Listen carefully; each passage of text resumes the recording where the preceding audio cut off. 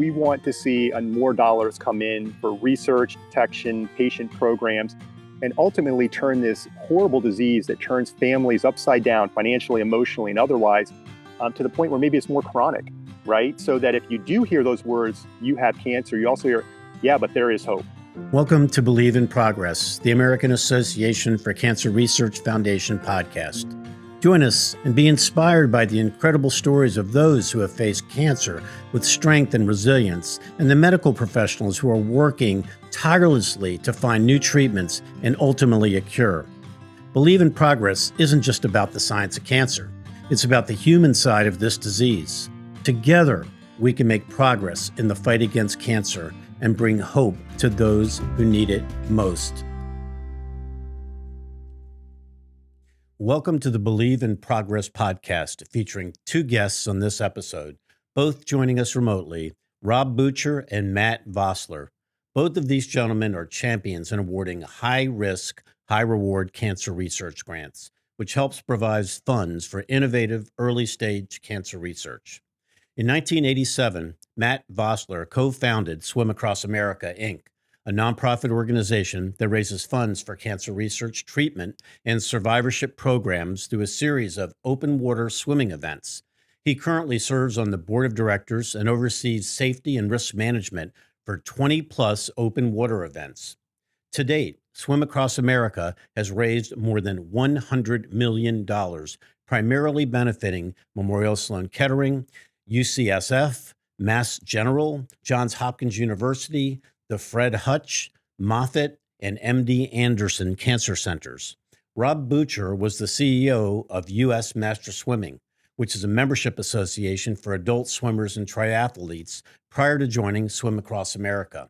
Before that, Rob was a senior marketing executive with NASCAR, where he led business development and media partnerships.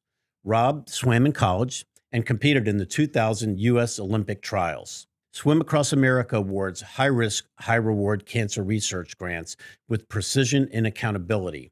Our goal is to provide funds for innovative, early-stage research that doesn't receive funding from traditional sources.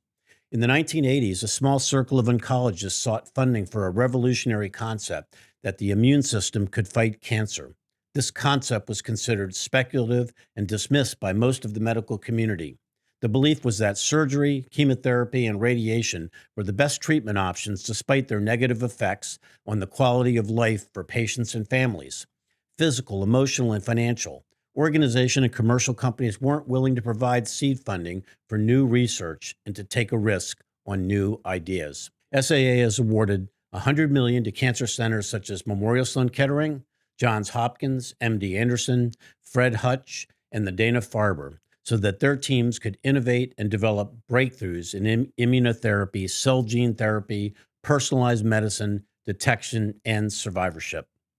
Swim Across America's decades of identifying and funding high-risk, high-reward research grants were rewarded when the FDA approved immunotherapy treatments that Swim Across America had been helping to fund. Additionally, a recent high-risk grant is showing promise. In 2017, we identified and awarded seed funding to the research team that had an idea to treat rectal cancer with a novel immunotherapy. Join us as we explore the inspiring stories of patients, survivors, and researchers who are making a difference in the fight against cancer. This is the Believe in Progress podcast, hosted by the AACR Foundation and featuring Rob Butcher and Matt Vossler. Welcome, everybody. I want to say hello to my good friends, Matt Vossler and Rob Butcher, and want to welcome you to the Believe in Progress podcast of the AACR Foundation. Welcome today. Mitch, so glad to be here. Thank you so much for this. And we're here today to learn a lot more about Swim Across America from Matt and from Rob. And Matt, really interested to learn back in, looks like 1987, you were co-founder of Swim Across America. Could you tell our listeners what was the purpose, what was the reason this all came about? Sure. So it's it really is a story that starts with a run, believe it or not. And a very close friend of mine who had lost his right leg to cancer when he was 12 decided after graduating from Boston College that he would run across America, much like Terry Fox had done earlier in the 80s. In Canada, And so I right? was part in Canada. Yeah. Yeah, Terry got 3/4 of the way across Canada. Unfortunately, the cancer came back and claimed him. So Jeff really felt that this was something he wanted to do. Jeff Keith was his name. And so myself and 4 others supported Jeff, and it was 8 months. And we left Boston in June, and we finished in February of 1985 in Los Angeles. And, along the way, we all got into, just this feeling of giving back and doing something different, and then mixing it with athletics. So at the time, we all played sports, but we started getting into triathlons, and then from triathlons going into long distance runs, marathons, bikes, and then the swimming thing was something that was there. And it was a unique opportunity for us to do a new event to raise money and support for a local hospital in Connecticut. And very original thinking, a great idea. We thought we would swim from Port Jefferson in Long Island, 9 miles across Long Island Sound into Fairfield, Connecticut, where we grew up, and we'd raise money for St. Vincent's Medical Center. And, it probably would have been a one-off, and, would have been a nice, article in the newspapers, the local papers, and so forth. But along the way, we managed to sink a boat just before we started that event Guess it's on not that funny, Saturday but morning. In Port Jefferson, a 28-foot sport fish went right down, and we got a lot of press for all the wrong reasons. But that was our inaugural, and the reason really was to continue to give back, using athletic events and really focusing more on the cancer, world, and research and support services. So how did Swim Across America then? I mean, that was the kind of the birth of it, but did that then you form the organization from that movement, the beginning of that movement? Yes, exactly. So, at the time we brought in, and we were very fortunate to have this convergence of people where we had Olympic swimmers like Craig Beardsley, who's on our staff, on our team, Rowdy Gaines, Steve Lundquist, um, and then the second year, third year, we started bringing in all these other triathletes who also happened to be investment bankers, and who really thought this was pretty cool to be doing this swim across Long Island Sound to raise money for cancer research. So in year two, I think we were at about $15,000 or $20,000 raised, and year 3 and 4 we went to 60 and then $120,000, and continued to double. And really it was unique. The venue, the swimming, and remains today a unique vehicle for fundraising, to raise Very money. And unique. Rob knows better than anyone, Very but unique. And it's our space. Rob, you've had quite a diverse career from NASCAR to U.S. Master Swimming, now to CEO of Swim Across America. Before I ask this question, though, NASCAR, did you know a guy by the name of Spencer Looters, who lives in North Carolina? It's 24 hours of booty, the bike ride. Yes. And Yeah, Spencer, I think, is retired now, and there's a new gal that's running it there. okay. Yes. Anyway, I just figured I thought I didn't realize you had a NASCAR background, but Yeah. tell us a little bit about your the whole reason that you're motivated and inspired to run this wonderful organization, Swim Across America. Yeah, I started as a volunteer, Mitch, and my story is probably not unique, and it just allows me to have empathy with people. I lost my mom to cancer when I was at the height of sort of enjoying my NASCAR career, looking for a way to give back, and partnered with Swim Across America as a former, swimmer myself, and being able to use this platform to fundraise and then bring my media business development background to Swim Across America, largely as a volunteer. And then in 2015, while I was on the board with Matt, we had a leader at the time, Janelle McCardle, who wanted to be a full-time mom, and she took a step back, and they asked me if I would consider taking over for her, and I was happy to do so. The really cool part to that story, and I think this just speaks to the culture of the organization, Mitch, and you've been around a long time. How many times does the CEO sort of step back and the new CEO come in and go, no, I need a clean break, right? This is my ship. I want to lead it my way, do whatever I want to do. In essence, Janelle and I flip-flopped. She came on the board. I took the executive role. And then, just as Matt will tell you, about 6 months ago, Janelle's in a great place where her kids are now in school, that she rejoined our organization as our COO. Oh, And wow. so professionally and personally, my wife and I have twins. Janelle and her husband Pete have twins. So there's a lot of, sort of personal fun stuff between us. But professionally, then we're able to work really well together and in harmony. And as Matt would tell you, with 25 charity swims we now have across the country, 10 million in active funding this year, over 100 million in total since Matt shared starting the organization in '87. We're really at the forefront of trying to fund high risk, high reward, early stage career investigator grants. So can you share some of that? I mean, I love the idea of high risk, high reward. I know we you support the work at ACR with the Les Garden Yeah. Foundation, but talk a little bit about that high risk, high reward, and why that is such an important part of the mission and your focus. It's incredibly vital to us. And one of the ethos that Matt had, and when he and others started this, was that money raised local stays local. So in the 25 communities that we have our charity swims, all those funds are partnered with an academic or community hospital there to fund the unfunded, if you will. And it's just been important to us. And we think that that's where we can have the biggest impact. For probably 2 decades, Matt can correct me if I'm off on this, that we were funding immunotherapy research largely at Memorial Sloan Kettering, some at Dana-Farber.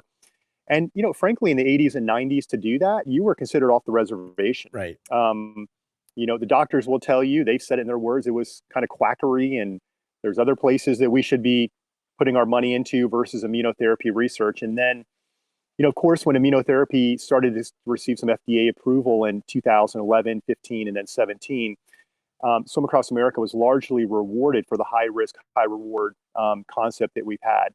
And as a result, that wind in our sail has allowed our brand to grow, allowed our importance to grow, allowed our influence to grow. And I think more early stage career investigators, particularly as they've moved across the country to other hospitals now. Matt can tell you, if we go to an AACR meeting, we'll run into a number of colleagues that may be at other hospitals that were previously funded fellows at Dana-Farber, Memorial Sloan Kettering. And they're asking us, can we start one of the charity swims in our community? Can we start a charity program with you guys in our community? Because they just love that ethos that money raised local stays local, comes back to their institution to fund the next, sort of Dr. Matt Vossler, if you will, at their institution. So Matt, Rob, as you know, was at our annual meeting in Orlando. We were so happy to have him around. And Matt, I'm not sure if that was your first AACR meeting or not. It may have been, but did you run into some of those scientists that you guys have funded over the years while you were there? I did. I actually had 3 or 4, great meetings, and it was kind of like, spending time with these individuals is just it's just amazing. The stories and their commitment. I think of Dr. Walchuk, for example, Yep. and who's just now made his move over to Weill Cornell. Just joined our board, by the way, as you know. Yeah, he's fabulous, and he's also one of our volunteers. You'll see him in a kayak, in Larchmont this year, sometime in July. But what's really exciting about this too is that it not only was the model of the swim innovative and new and remains that today, but when we came up with this concept, we started this conversation at Sloan Kettering back in the early 90s. And we said to them, what's the biggest challenge you have? Where can we have the most impact? And they had said to us, institutions like Memorial and MD Anderson and Johns Hopkins and Mass General, we recruit the best people in the world to come here, by far, and they come from all over the world, and they get here and they starve. They just don't have the funding. They've got great ideas. They've got innovation. They want to take risks. This is the time to do it. And so we were very fortunate to have this model develop where, funding the young investigator, getting them their start, seeding their program. It was just, the model that we saw as a door wide open for us, and it remains that today. So much part of the AACR ethos and funding as well, funding young scientists, funding, new and interesting ideas. Yeah, go ahead, Rob. And Mitch, we came to AACR because those same investigators came back to us, and they were the ones that saw AACR had a sort of portfolio of unfunded projects yourself. And so guys like Dave Tuvison and Jed Walchuk and Luis Diaz, they reached out to us and said, would you guys consider picking up an AACR grant? And so that happened several years ago. And then, of course, we have the high profile ones that are going on now, too. Yeah, and Rob, could you tell our listeners a little bit about the story behind the grant that we're funding, or at least the swim story behind that? Because I think it's a quite an inspiring story. Yeah, and Mitch, we all love stories, so I'll take just a moment to share this one. Elizabeth Beisel is a three-time Olympian from the 2010s decade, was team captain of Team USA in 2016. In 2020, day before Christmas, her dad, Ted, was diagnosed with stage 4 pancreatic cancer. And, Elizabeth has been involved in our swim since she was in high school. So it didn't take cancer for her to come join our charity program. She's been there with us just as part of her volunteer service give back. She reached out to us in January and let us know. We offered to help her with some consults, and they were being treated at a hospital in Rhode Island where they're very comfortable.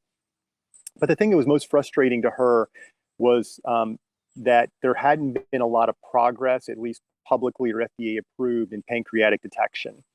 And so that became a passion point for her.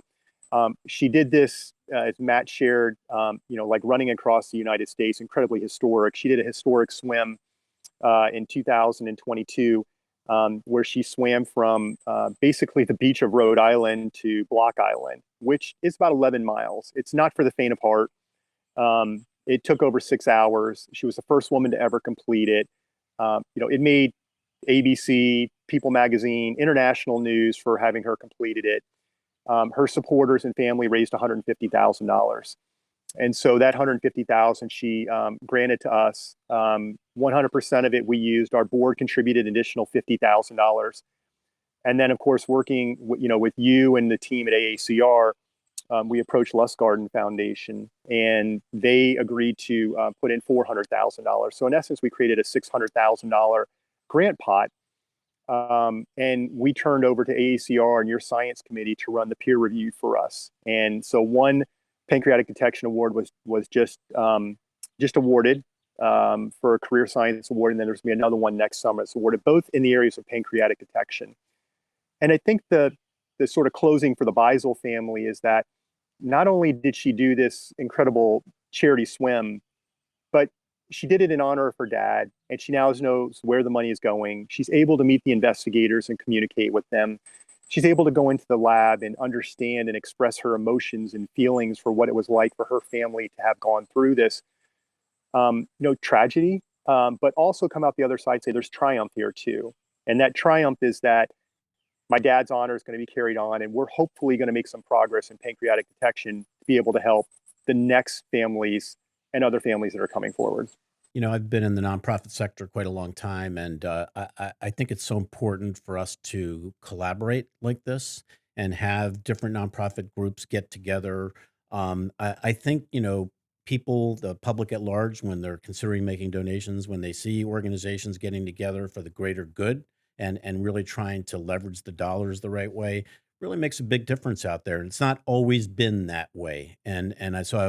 I applaud you for being, well. You guys are such I think, an entrepreneurial, innovative organization. I love that about Swim Across America. So I think it's really important, as we just philanthropy in general.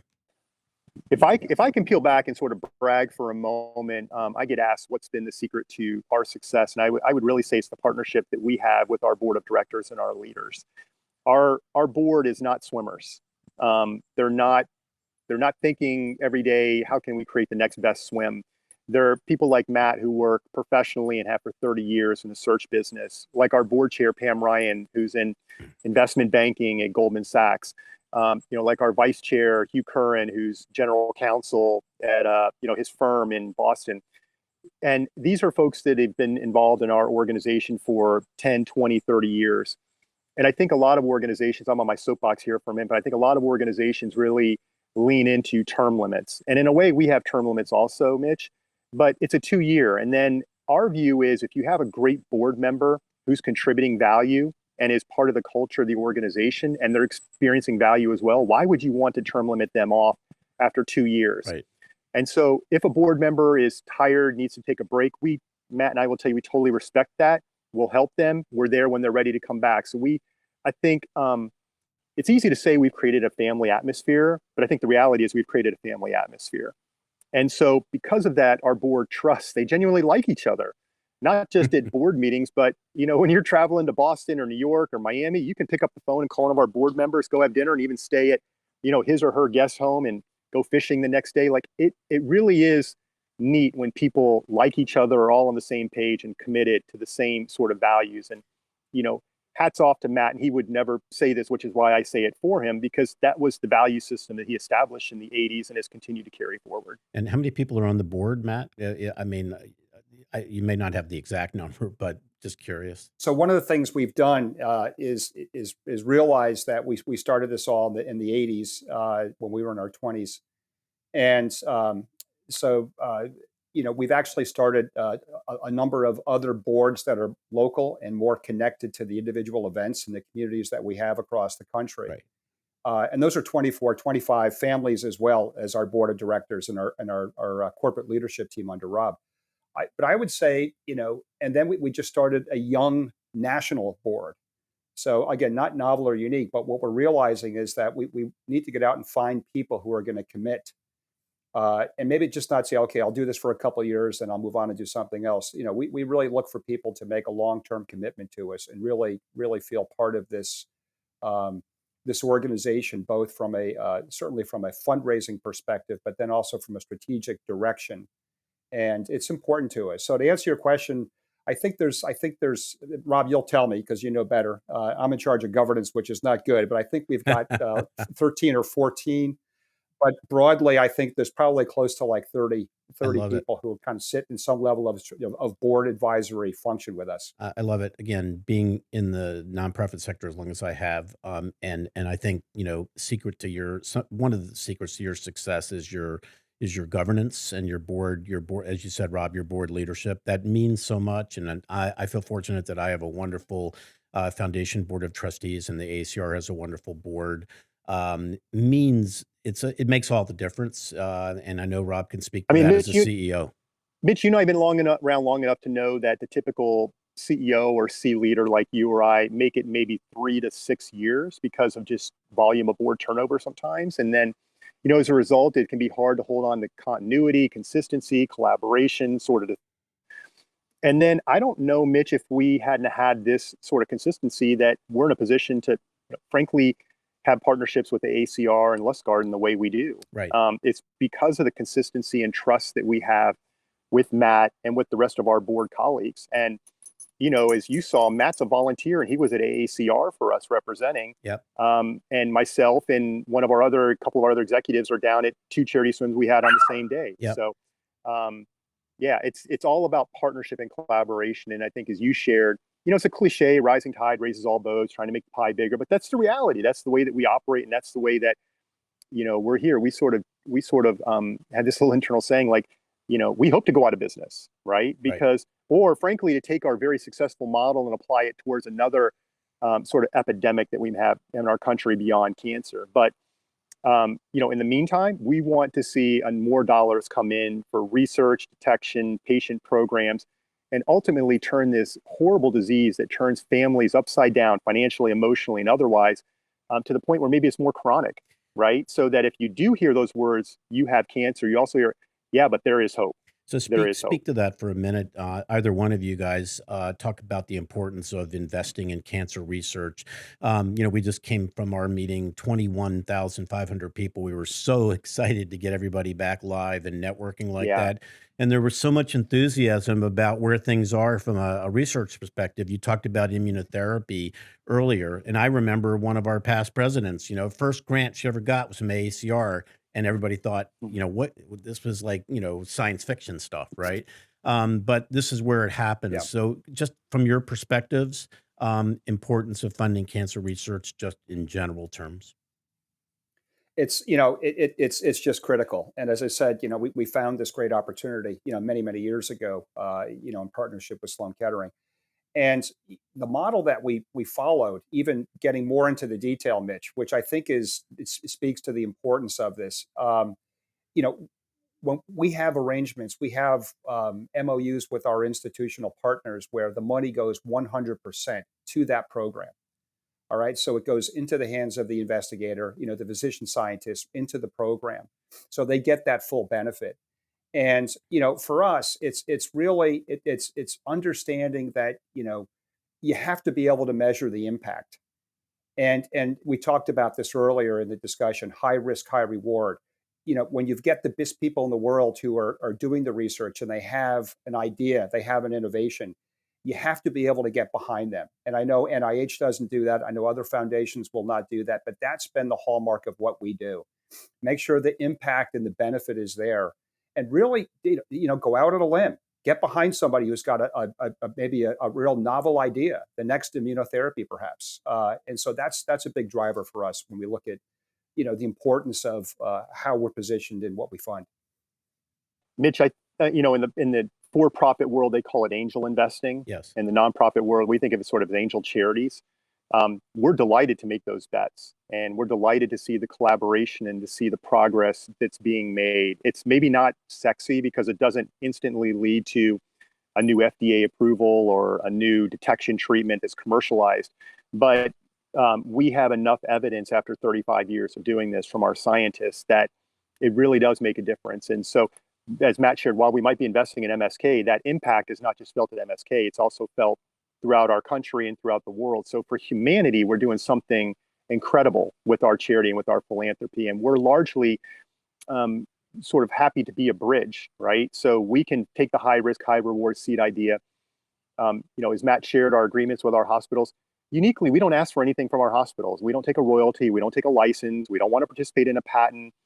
We want to speed up innovation and get the progress moving forward, whether it's to clinical trial, published papers, presentations at AACR and others, so that information can be shared and progress can be made. Because Matt can tell you, and I'm sure Mitch, you received this as well, in any month, we probably receive, I don't know, 10, 20, 30 outreaches. Someone has been diagnosed with an XYZ type of cancer. They want to know, where can I go? Where's the best? Can you help me get a consult at this hospital? And so it becomes a value priority for us where we want to help them. And we know through our research, being on the front end of that, it allows us to have a lot of relationships with oncologists and hospitals across the country that is very fulfilling and spiritually rewarding when we're able to help out.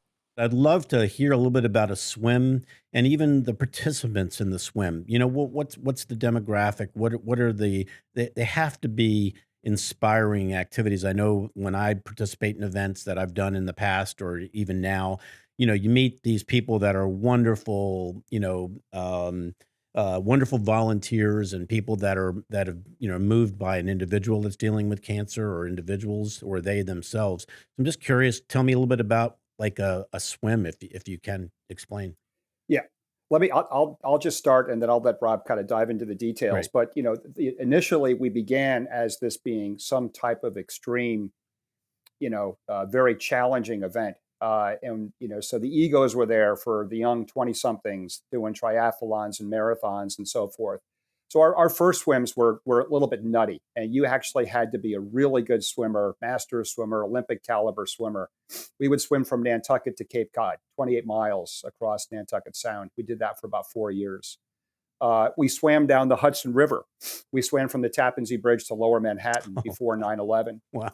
And again, but the tide played a key factor in that. Otherwise, we'd be ending up, in Schenectady or someplace like that. But and actually swimming under the George Washington Bridge was really, really something. I mean, you talk about if you're a swimmer, you got to check that box. And Right. then one year we actually had a couple people decide, well, hey, we did this last year. This year we're going to swim naked. So they all jumped in and they swam naked under the George Washington Bridge, which had all the traffic helicopters, that Friday afternoon buzzing about what's going on in the Hudson River today. I'm sure. But we really have gone to the model where we want to get everybody in the water. So we have the 25 open water events, and each one has a very, very short distance. Anyone can swim in that. You don't have to be a swimmer. Then we'll have kind of like a middle distance where, we'll challenge somebody with 3/4 of a mile or a mile swim. What's a And then short generally distance, we'll Matt? offer up, I'd say about a half mile. Okay. And if I'm setting the course, it's a very short half mile. So just, because we really want to get people involved. We run these events, they're very safe. They're very very well supported with boats and kayakers and people on paddle boards and lifeguards with jet skis and the communication is pretty intense. And so, we encourage anybody, even if they're not a swimmer, to come to one of our events because we'll have something for them to do. And generally, it's those people who are our largest fundraisers. So, Okay. it's really interesting. You'll get the big time swimmer who wants to swim 3 miles in our event, and they'll come in with a minimum pledge, and then you'll get somebody who's going to struggle to get through a half mile, and they're going to just blow it out in terms of the fundraising. The other side of it is that in every one of these events, we also offer a pool alternative. And so if people just do not want to get into a lake or get into the ocean, there's that aspect. And quite frankly, now we're starting to see a lot of the pool standalone events become very, very popular. I see. And that's another growing segment for us. So, Rob, I'll let you fill in the blanks there. Believe it or not, my iPhone and that vitamin D overheated, so I had to switch. I just came out of our Tampa swim, and it was incredibly unique. It was a half mile and a 1 mile option, and more than half the people, Mitch, were new, not swimmers. You could see tattoos on them, the temporary tattoos, why they were swimming in honor of a loved one. It's very charming, less than 200 people, so not overwhelming.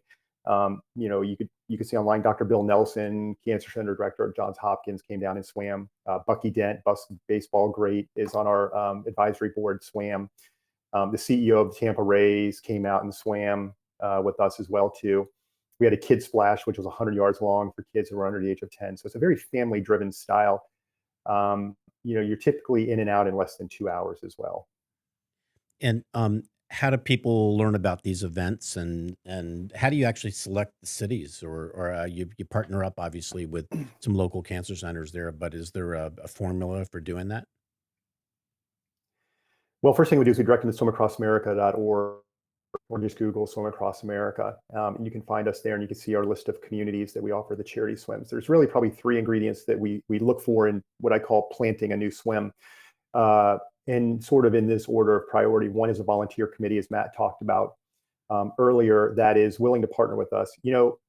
I encourage people to go look at Charity Navigator, GuideStar. See, we have a staff of only 7 on $10 million raised. So it's incredibly lean and thin, which means that volunteers are the hallmark of what makes us operate. And that includes in our local communities as well. So we need people that are willing to partner with us within the communities that are in this for the right reasons, that will embrace our risk management policies that we have on our charity swims. Secondly, we need a great venue that we can put on an awesome experience in, from safety and so forth, experiential. And then third is we look for a beneficiary in that community, Mitch. So at each one of our swims, you can find one that's either an academic NCI cancer center or community cancer center that we choose to partner with, that's going to lean into it. They can't just come and say, "Where's my check?" and then we'll see you again in 365. They have to do hospital visits and tours with us. They have to do impact messaging with us. We want them to do a team in our charity swims. Thankfully, from Hopkins to Memorial Sloan Kettering to on, they all do that and they lean in because they know as much as the three of us do how valuable research dollars are. And when our dollars can be granted to them on a research platter and it allows for that innovation and flexibility, and we'll cover things like time and publishing of papers and traveling to conferences, things that otherwise would not be covered. You got to find a cancer center director who's going to raise his hand up and go, "I need more of you. I Right. want more of you." So, Matt, you should be really, really proud of an organization that does all of these wonderful activities and raise dollar. You have 7 people. Talk about lean and mean. I'm sure Rob's going to be asking for another 1 or 2 people maybe after this conversation. But again, I've been in the nonprofit sector a long time. To do what you do with 7 highly dedicated staff people is pretty remarkable. And so, Matt, from a board perspective and a governance perspective, that you should feel pretty darn good about that. Yeah, and we do. And as Rob mentioned, we've had the continuity. We've had the real commitment, literally since day one. When we sunk a boat in Long Island Sound and started the whole thing. It's people who really are there to support each other as well as support the cause. And we've just been blessed and fortunate to have, the stick that we have, that the continuity of leadership and passion, and then to have great, you know, corporate leadership. First with Janelle, who was our first CEO ever, Janelle McCardle, who's now our COO, who's terrific. And then, she really kind of worked her magic as well. There's more of a story than Rob will tell you in terms of how she picked Rob to come on our board, and how coincidentally, after just a few months, she decided to step down, and we had to find a new CEO. And there was Rob sitting right there on our board of directors. We've just had that continuity and passion, and we're blessed that we're here today, and looking for the next innovation for us. So what do we do different, to even expand and broaden our reach, and certainly increase the amount of money that we're putting into incredible research programs. Rob, And Mitch, is a family affair for the Vosslers. Say again. For Matt, his wife Pam, it's a family affair for Matt and for his family. His wife Pam is actively involved in this. She's a UNC grad. She does a lot of copywriting for us. And anytime I want to send something out publicly, I'm like, hey, can Pam take a look at this? And he's like, yeah, she absolutely will jump in and do it. She's a volunteer at several of our swims. His kids have swam. His son Matt just ran the Boston Marathon wearing a Swim Across America top, if you will, and was raising money. And so and his daughter Trisha has been actively involved in it. So it's a family affair for all of us. My kids are, my kids are 12 years old. They're team captains of their own team down here in Charlotte, raising money, for it in honor of my mom, their grandmother also. That's so great. It's sort of, feeds upon itself. So Rob, you have to know, Absolutely. I'm proudly wearing a Swim Across America hat in New Jersey.